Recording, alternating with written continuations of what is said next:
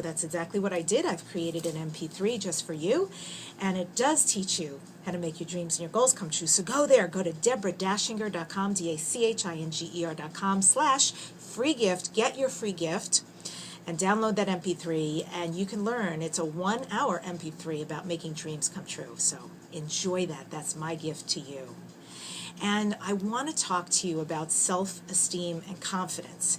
And the reason why I'm going to pick these particular subjects is because I recently was asked to be interviewed for a documentary. It turned out when I was asked to be filmed for the documentary, I thought, sure, of course, I showed up. I knew it was going to be about self-esteem and confidence, and I knew that the documentary is targeting young girls between 13 and 18, and I thought, what a wonderful thing to get behind. But what I didn't realize is once I arrived there and started talking to the production team and the women involved in heading all of this up, how it was going to pull at my heartstrings. And I realized, no, this is really important. So just so you know, in case you're interested, the documentary is called Girls Rule, and they're still filming and working on it. It's not done yet. So this just happened. But I want you to know that I realized that I was being asked the questions that I wish when I was that age I could have a film and watch these global leaders, these women, sharing about self-esteem and confidence and what I would have gotten out of that, how much that would have meant to me. So I grew up in a very interesting household. And I didn't have a lot of tools to navigate how I felt inside. So what I did, and maybe you relate to this, because I had really no tools, zippo. I was completely, by the way, not the human I am today. Different human being. But back then, because it was so dark and difficult for me, what I did is I turned it all against myself. And that meant I did a lot of things to actually hurt myself in different ways. One of the ways, by the way, back then was through eating. And I was quite big.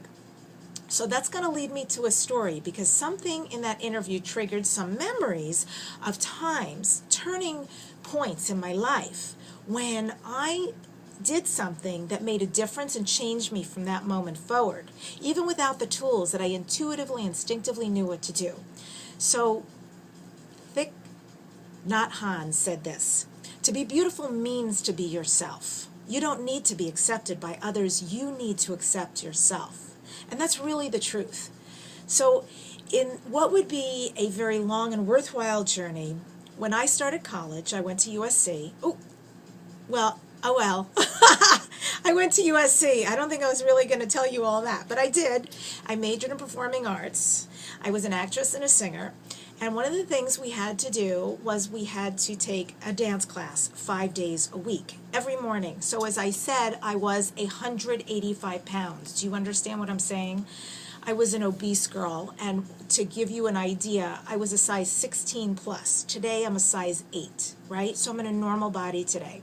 Back then I was not. But in that 185 pound body, I still had to every morning put on tights and a leotard. And I did that. I did it, and I stood in front of the room, and at some point you just don't let that bother you. Well, this leads me to the fact that we had some dance teachers. I will not give them names, but I will say they were J and B. They were a married couple. They were amazing dancers, and they were gorgeous. I mean, physically, the most stunning, beautiful. And I can promise you that all us students, all us performing arts students, would look at them and think about sex. We would think, oh my God, how can you be that beautiful and move like that? And our imagination, brum, brum, off it went, running with the idea of what they were doing when they weren't teaching us, which is pretty cute. So, because I am very visual, I would stand in the front of the room. I also wasn't a great dancer. I was a very good actress. I was a very good singer, but I was not a great dancer. And as you know, I was heavy. So I would stand in the front of the room because I wanted so desperately to learn. And I thought if I stood next to the teacher, I would learn. But what happened was she hated me.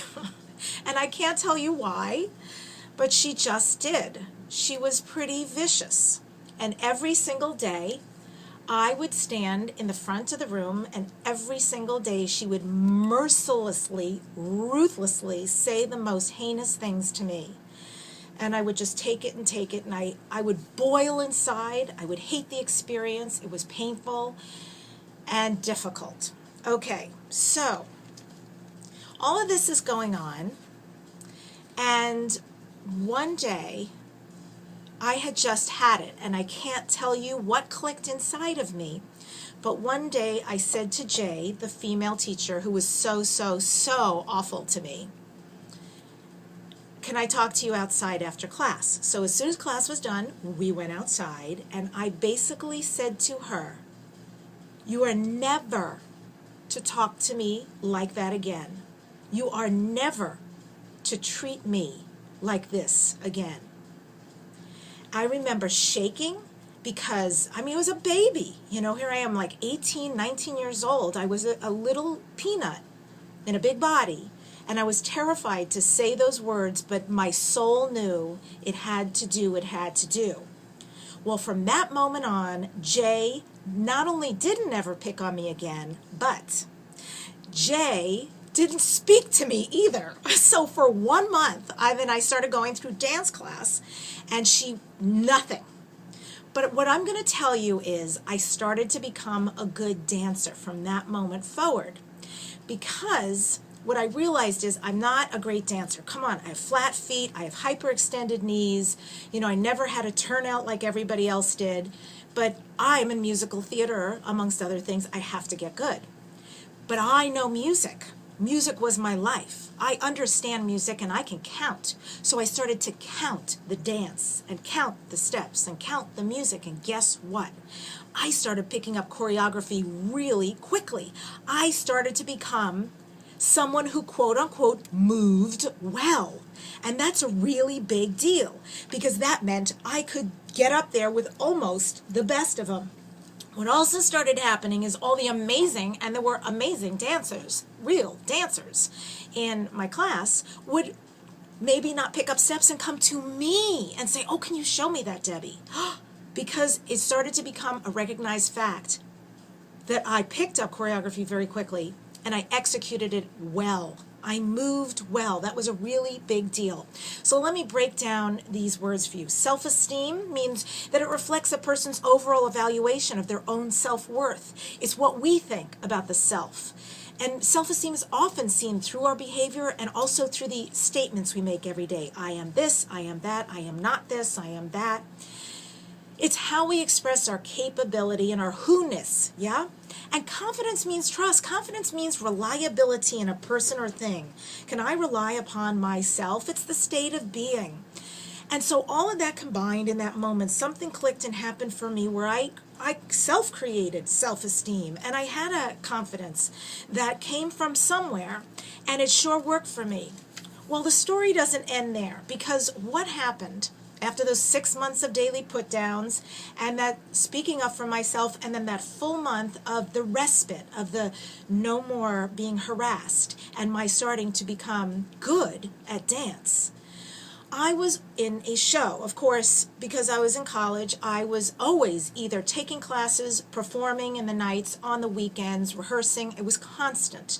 So I was in a show, and I was performing that weekend, and I was playing a character by the name of Catherine. It was a beautiful show. She had a powerful voice, both in the script and also in some of the songs I got to sing.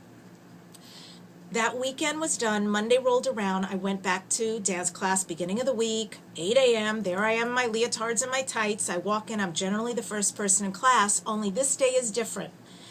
This day I walk through the door, and J and B, the married dance couple, both turn around and look at me as though I am the goddess herself walking through the door with such light in their eyes, and they run toward me and hug me. And they say, "We were in the audience and we saw you perform. Oh my God, you are so talented, you're a star. We had no idea." They saw me perform. They understood something that I could do. Now, did things change after that? Oh, you bet they did. Now it wasn't just that she wasn't speaking to me. Now they were helping me, coaching me, supporting me, showing up for me. As the years went by, they would cast me in shows. We would be friends. we would be friends. That moment of my speaking up changed everything. But I also want you to know something, because I want this point to be clear, that their liking of me, just because they discovered I had talent, still doesn't define who I am. Because I have endured a lot of that in my life, where people have underestimated me, have not known what was inside of me and what was possible, and then when they found out, changed somehow their relationship to me. That is not meaningful, and I don't rest my laurels on that, and never will. It truly will always be about just who I am inside as a soul. But I want you to also know that even though that is so true, that the alteration of our relationship, in fact, the twists and turns that it took in its entirety, really was meaningful and really was a huge turning point in my life for how I speak for myself and how I show up for myself. So tenacity, so talent, all of it is interesting, isn't it? And how it works out. Well, now the years have passed quite a bit, and Jay, the female dance teacher, has since passed away. But I remember her right now very fondly, because she played a part in teaching me that I have a voice, in teaching me that it's okay to use it and it's important to use it. And she was an important catalyst in my life. And that was a defining moment that I will always carry with me. It was Joe Blackwell-Preston who said, "Don't you dare for one more second surround yourself with people who are not aware of the greatness that you are. Dare to make all your dreams a reality."